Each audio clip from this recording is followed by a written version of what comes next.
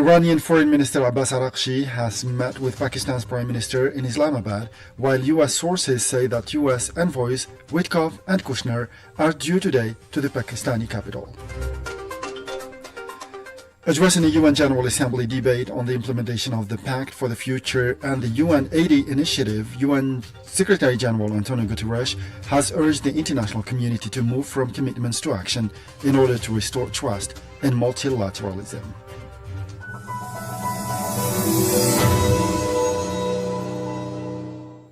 Those were the headlines, and now the news in detail from Radio Algeria International. First in our news, Algeria and Chad have expressed full satisfaction with their bilateral relations and reaffirmed their shared will to give a new impetus to those relations in line with the strong bonds of brotherliness, solidarity and mutual respect linking the two countries and peoples. Mariam Barshi has more details in this report. During the official visit of Chadian President Mohamed Idriss Déby Itno to Algeria, the two leaders held talks and co-chaired the signing of 28 agreements and memorandums under the fourth session of the Joint Commission. The two presidents stressed that their partnership is built on solid foundations, including geographic proximity, historical ties and shared views on key African issues, and agreed to strengthen cooperation mechanisms and follow-up frameworks. On security matters, both sides reaffirmed their commitment to peace, stability and fight against terrorism, violent extremism and cross-border crime, emphasizing stronger coordination, border security and information sharing while upholding state sovereignty and non-interference. At the economic level, the two men pledged to boost cooperation in energy, mining, renewable energy and transport, promote investment and business partnerships, and advance major infrastructure projects such as the Trans-Saharan Road and digital networks. They also agreed to expand cooperation in education, training, health and culture while encouraging closer ties between their peoples. On regional and international issues, the two leaders reaffirmed their commitment to dialogue, international law and African-led solutions, supporting political processes in Africa, including Libya, the Sahel and Sudan. They also reiterated their positions on Western Sahara and Palestine in line with UN resolutions. Both presidents welcomed the outcomes of the visit as a major step in strengthening bilateral partnership and agreed to maintain regular high-level consultations to ensure implementation of commitments. The Chadian president invited his Algerian counterpart to visit Chad, an invitation that was accepted. It's worth recalling that the president of Chad, Mohamed Idriss Déby Itno, concluded a 3-day official visit to Algeria on Friday. He was seen off at Algiers International Airport by the Speaker of the Council of the Nation, Azouz Nasri. The exhibition of Algerian export-oriented products and services was inaugurated in the southern province of Tindouf under the slogan Tindouf Gateway for Exports to West African Countries. The event is seen as a key step in Algeria's strategy to boost non-hydrocarbon exports and expand into African markets, particularly in West Africa. It brings together 104 Algerian companies and 45 handicraft enterprises operating in sectors such as agri-food, construction materials, processing industries, renewable energy, and logistics, all showcasing products that meet international standards and have strong export potential. Iranian Foreign Minister Abbas Araghchi and his delegation met with Pakistan's Prime Minister Shahbaz Sharif in Islamabad amid efforts to revive stalled peace talks between the US and Iran to end their 8-week war. The meeting, according to a brief statement and video released by the Prime Minister's office, was also attended by Foreign Minister Ishaq Dar and Army Chief of Staff, or the Army Chief Field Marshal Asim Munir. According to Sharif's office, the regional situation was being discussed in the ongoing meeting. Earlier, Araghchi held a separate meeting with Army Chief Munir, who recently traveled to Tehran. Araghchi arrived in Pakistan late Friday, for what Pakistani officials say could pave the way for the second round of negotiations. He will also travel to Muscat and Moscow after that. The first round was held in Islamabad 2 weeks ago, but failed to reach an agreement to end the conflict that began on February 28 and engulfed the entire Middle East region. Those talks came after Pakistan brokered a 2-week ceasefire on April 8, which was later extended by US President Donald Trump. Meanwhile, the White House said US Special Envoy Steve Witkoff and advisor Jared Kushner will also travel to Pakistan on Saturday. Iran has refused to hold direct talks with the US and said observations would be conveyed to Pakistan. And the Israeli occupying army has pursued its attacks on the Gaza Strip, killing and wounding several Palestinians. According to the news agency Wafa, 13 people have been killed and several others wounded in the Israeli bombardments that hit the northern and southern parts of the territory. Mariam Barshas more. The Israeli bombardments have so far claimed over 72,500 lives and hundreds of thousands of wounded, mainly women and children. In this connection, the UN affirmed that the Gaza Strip was highly contaminated by unexploded ammunition that regularly killed or mutilated civilians, and the mining on a long-term basis the territory's reconstruction. The UN Mine Action Services, en masse, put at over 1,000 the number of people who have been killed by ammunition in the enclave. The head of UNMAS said he expected the genuine figure to be much higher in the occupied Palestinian territories. Meanwhile, the World Health Organization, WHO, announced that the reconstruction and the rehabilitation of the health system in the Gaza Strip required investment estimated at $10 billion over a 5-year period. Addressing the press in Geneva, the WHO representative in Gaza, Renield van der Veld, stressed the global needs of the health sector, including the rehabilitation of the health services and the response to the increasing health needs of thousands of children in particular. In another development, the Palestinian Foreign Ministry condemned the Israeli government's approval of the construction of Jewish school in the district of occupied East Jerusalem. It reiterated its rejection of all Israeli measures and systematic violations aimed at Judaizing and altering the legal status of the holy city, while recalling that the occupying authorities have no sovereignty over occupied East Jerusalem. Still in the Middle East, in Lebanon, 6 people have been killed and 2 others wounded in new Israeli airstrikes carried out against the country's southern part despite the extension of the ceasefire by 3 weeks. The ceasefire was extended following a new round of peace negotiations held in Washington. This came as the UN High Commission for Human Rights issued a report documenting the repeated attacks carried out by the Israeli soldiers against Lebanon, targeting civilians, including journalists and health personnel. Addressing the press in Geneva, the High Commission spokesman Tamim El-Khaitan stressed that the analysis of the large-scale attacks that include bombardments, incursions, revealed that civilians, including journalists, were directly targeted by the attacks. He stressed that the airstrikes had targeted several story buildings that were totally destroyed, causing the death of the whole families. And the United Nations Secretary General Antonio Guterres has urged the international community to move from commitments to action in order to restore trust in multilateralism. During a UN General Assembly debate on the implementation of the Pact for the Future and the UN 80 initiative, Guterres said that multilateralism must deliver results because results build trust. In a global context marked by an alarming erosion of trust, the UN chief painted a troubling picture of deadly conflicts, growing geopolitical divisions, persistent inequalities, setbacks in climate action, and the rapid development of technologies without sufficient safeguards. The Pact for the Future represents a commitment by states to collectively address these challenges while reforming the international system to make it more inclusive and effective. The UN 80 initiative aims to modernize the organization's tools and functioning to turn this vision into reality. Guterres highlighted that progress is already underway, including advances in artificial intelligence governance with the creation of an independent international scientific panel and the launch of a global dialogue on artificial intelligence. Let's listen to him. Today, we focus on how these 2 initiatives fit together and reinforce one another. At their core, both are about restoring trust through concrete action, meaningful reform, and results that people can see, feel, and believe in. As we all know far too well, trust is in dangerously short supply around the world. We see sharp fragmentation and depolarization, conflicts causing horrific levels of death and destruction, communities deprived of resources for development and resilience, efforts to defer climate action and deny climate justice, and the frenetic race to build new technologies without guardrails. The Pact for the Future is the world's pledge to tackle such shared challenges together And it calls for a more inclusive, effective and fit-for-purpose multilateral system to follow through.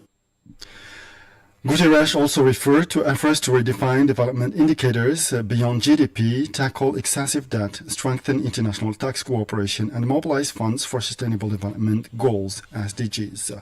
On peace and security, Guterres stressed the importance of prevention and resilience in line with the new agenda for peace, noting that rising global military spending continues to hinder development progress. The pact also calls for strengthening our approach to peace and security through the new agenda for peace, including the soon-to-be-released review of the UN peace operations, and it was the driving force behind my report last year on how rising global military expenditure is slowing progress on the Sustainable Development Goals. The Pact for the Future also includes further steps promoting youth engagement by developing core principles for their meaningful participation, enhancing our capabilities in innovation, data and digital transformation to build the UN of the future, and reinforcing human rights coordination, including deeper engagement with local authorities, civil society, academia and other partners. Shifting now to Africa, where the head of the United Nations Organization Stabilization Mission in the Democratic Republic of the Congo, MINUSCO, James Swan, has called for the necessary conditions to be put in place to allow the ceasefire monitoring mechanism to operate in a credible, safe and effective manner. Mariam Barshi again. The head of the UN Organization Stabilization Mission in the Democratic Republic of the Congo, MONUSCO, James Swan, who is also the UN Secretary General's Special Representative in the DRC, said from Goma that his visit aimed particularly to engage with the de facto authorities and assess the practical conditions under which the UN mission can continue its mandate, in line with UN Security Council resolutions. This is Mr. Swan's first visit to Goma since taking office on April 7th. It comes a week after talks held in Montreux, Switzerland, between the Congolese government and the AFC M23, during which both sides reported progress on several aspects of the peace process, including humanitarian access, judicial protection, the implementation of the ceasefire monitoring mechanism, and the release of detainees. The MONUSCO chief welcomed the progress made towards signing a protocol on humanitarian access and judicial protection, while encouraging the parties to uphold their commitments in order to quickly reach a peace agreement and end the suffering of civilians affected by the conflict. He also stressed that monitoring the ceasefire requires meeting several essential conditions to ensure the mechanism can function credibly, safely and effectively. The reopening of Goma Airport was also highlighted as a priority in order to facilitate the movement of UN peacekeepers in areas affected by the ceasefire. And the International Organization for Migration, IOM, said that the drought effect in Somalia has already displaced 62,000 people across just 5 districts of the country, warning that the figure could rise to 300,000 nationwide. During a daily press briefing, the UN Secretary General spokesperson, Stéphane Dujarric, stressed that IOM, drought, is now responsible for 3 out of 4 new displacements, up to 22% from last year, highlighting worsening climate shocks. Let's listen to Mr. Dujarric. Data shows that drought now accounts for 3 out of 4 new displacements. That's a 22% increase from last year. That underscores growing severity of climate shocks. IOM says the scale and pace of drought-driven displacement and food insecurity are rapidly outstripping resources. With drought expected to persist, the agency is calling for urgent and sustained support to address these growing needs. And finally, back to Algeria, where the Minister of Culture and Arts, Malika Bendouda, has presided over the opening of the 6th edition of the Annaba Mediterranean Film Festival in the presence of cultural figures and prominent personalities from the world of cinema. In a speech delivered on the occasion, the minister stated that the culture event is part of efforts to promote cinema and strengthen its presence in society by supporting production and multiplying screening and discussion spaces to bring cultural action closer to the public. Bendouda stressed that cinema fully fulfills its role only when it reaches the audience and interacts with them. Ms. Bendouda also affirmed that the sector is working to enhance the distribution of cinematic works by using various venues and reaching a wider audience while making these spaces platforms for expression, reflection, and the transmission of all aspects related to society. It's worth recalling that the 6th edition of the Annaba Mediterranean Film Festival will last until April 30 and will feature the screening of 55 films from 20 Mediterranean countries, including premieres of 13 foreign films and 53 Algerian movies. With this, we come to the end of this new bulletin. Time now for weekly programs. We'll meet you again tomorrow for a professional news bulletin. Thank you.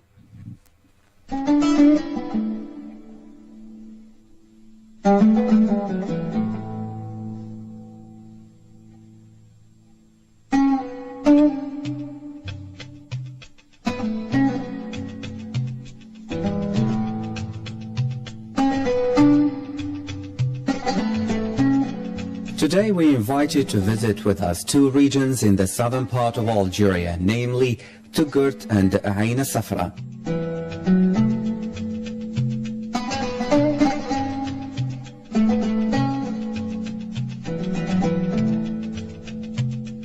The large city of Touggourt is situated in northeastern Algeria in the Wadi Igargar Valley. With a population of roughly 300,000 people, this is one of the biggest cities to be found in the Sahara. Built around an oasis, Touggourt's economy is based mainly on agriculture, with dates being one of their biggest exports.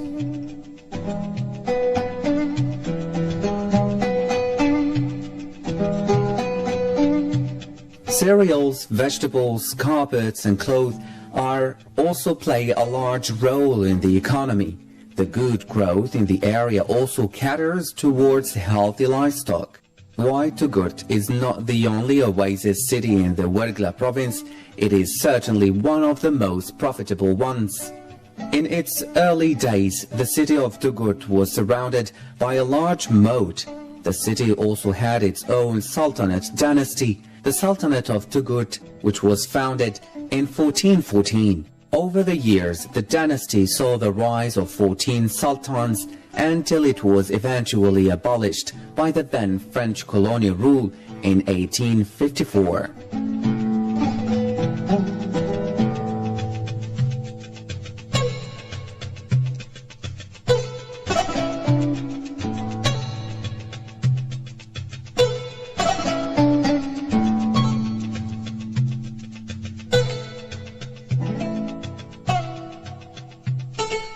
Today the city is mostly made of mud or clay stone buildings, and the streets are winding with a lot of overhead coverings to protect against the summer heat. It has a very authentic feel that at the same time is an ever-growing and developing Algerian city. The surrounding area is very fertile, and Touggourt has gained quite a reputation for the top quality dates that are grown here, which form an integral part of Algerian cuisine.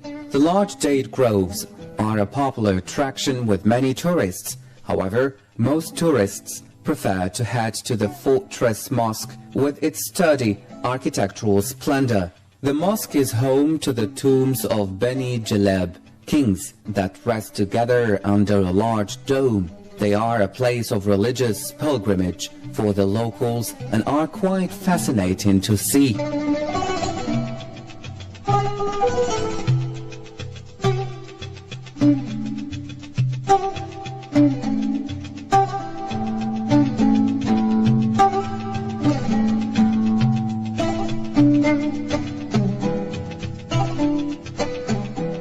If you visit Touggourt, you are likely to take the time to see these three attractions for yourself. Otherwise, you may enjoy getting to know the people of the city who are very proud of their ancestral origins. Accommodation is easy to find and restaurants provide decent meals. Transport to the city is also relatively good as it has road, rail and even air access for many other urban centers in the country. Why not take the time to visit Touggourt next time you are in Algeria? You may be surprised at what you find.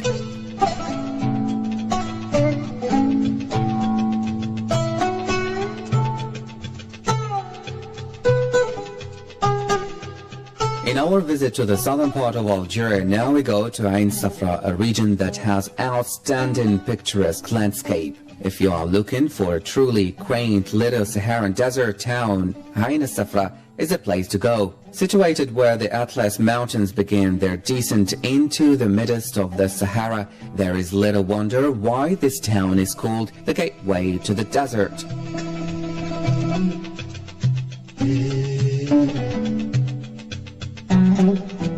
The small town is set at an altitude of roughly 1,000 meters above sea level, and while it is nothing amazing in itself, the views of the surrounding desert and mountain are awe-inspiring. Dramatic red sand dunes encroach on the rugged beauty of the Atlas Mountains, while the nearby gorges provide even more interesting scenery. Interesting enough, Ain Safra is perhaps best known for the Russian adventurer and writer Isabella Berhardet, who is now buried here.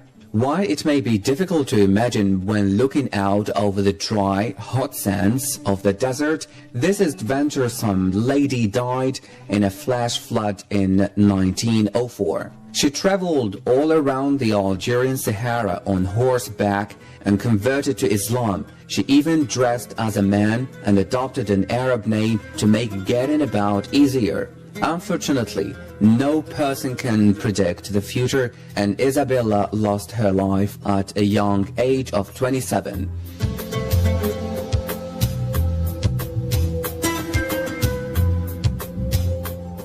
Still, her legend lives on as one of the greatest female explorers of North Africa. When visiting her gravesite in Ain Safra, you can imagine the many interesting people she must have met and the places she traveled to while still alive. The small town of Ain Safra feeds your imagination and helps you to imagine life for a Victorian woman, an adventurer following her heart in this land of mystery and beauty.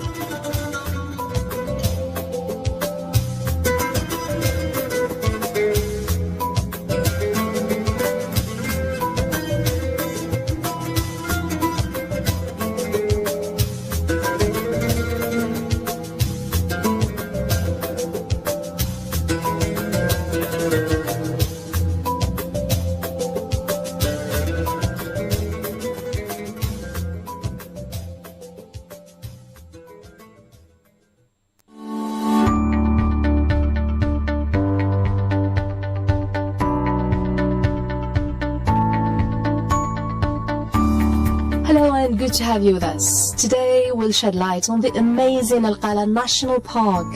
Algeria may lack the creature comforts of a vacation on the either side of the Mediterranean, but it has a rare collection of sites which you may not find anywhere else. Our country is a virtual treasure house of our shared heritage. Algeria Travel offers marvelous opportunities for entirely new experiences. Algeria does have a goodly number of reliable tour operators who can look after your basic needs. And ecotourism is the rage nowadays, and the intrepid are always on the lookout for new destinations with some unique features. A great advantage of Earth is the amazing numbers of different habitats which have developed long before humans first appeared. Each habitat has its own flora and fauna, and they all seem to coexist in wonderful harmony.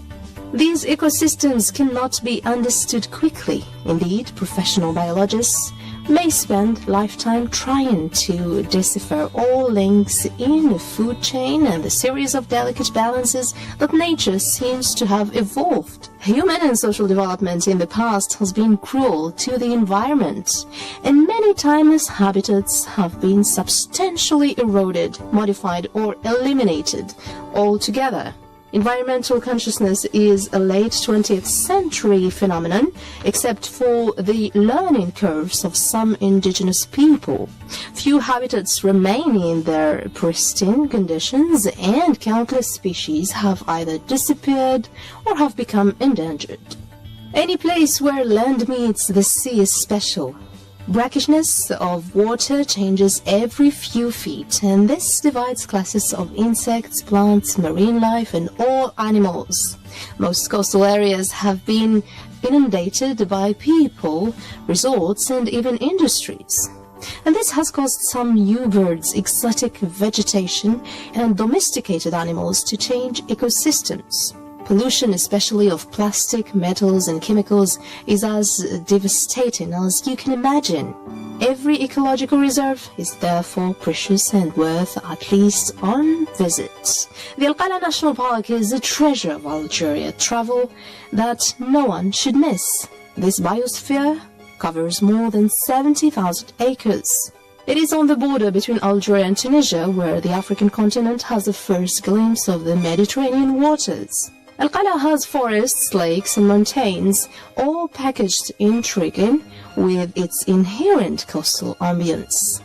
You will see creatures big and small living happily with a vast array of vegetative life forms. It is easy to get to Al-Qala and you are sure to see sights of Earth as it once was. We cannot speak of Al-Qala, of course, without speaking of its endemic red coral, despite the fact that men had been making use of it for hundreds of years. When scholars eventually decided it was time to classify the red coral from the Mediterranean, there was a lot of argument as to whether or not it was a vegetable or a mineral. Its striking color has caused it to be used for a variety of purposes, including that of ornamentation, art, medicine, and money. Today it is mainly used for jewelry, and it is viewed as being so precious that it has been dubbed red gold. It was not until the 18th century that scientists came to understand that coral was the skeletal remains of a living organism. Initially, many thought that coral was a form of plant, a sort of underwater tree, if you will, and that the smell, brightly colored creatures known as polyps that created were flowers. These polyps live in colonies and they secrete the calcareous deposits known as coral in an effort to protect themselves. Their coral branches can reach a length of 10 to 12 inches and are usually only one color, though they may exhibit several different shades of that color. Red color may be formed on any solid surface up to a depth of 250 meters, given the right circumstances. Preferably, the seawater needs to be calm, unpolluted, and warm and have a fairly high level of salinity. Thus, it is generally only found in the waters of the Mediterranean. Countries such as Algeria can benefit greatly from reaping its beautiful bounty. It can also be found off the coast of a variety of other countries such as Albania, France, Greece, Italy, Morocco, Spain, Tunisia, and Yugoslavia. There are also instances of red coral growing in the Atlantic off Cape Verde and Morocco as well. Coral has long been prized by humankind for its incredible beauty and rarity, red coral even more. However, the exceptional value of this brightly colored byproduct of the sea has caused some of the exploit coral deposits to the point of destroying the creatures that create it. And pollution has also become a serious cause for concern. If those living in Algeria and other areas where a precious red coral is known to grow can find ways to protect the delicate creatures within, they may just be able to encourage big enough colonies to allow for sustainable and continuous harvest of this red gold. And with this we come to the end of our program for today. From Yaz Agassi and the rest of the news team, thanks for joining us.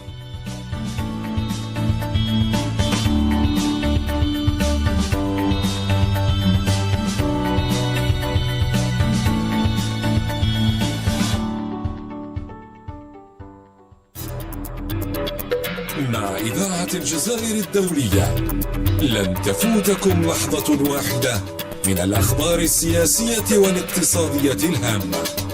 إذاعة الجزائر الدولية، صوتنا في العالم.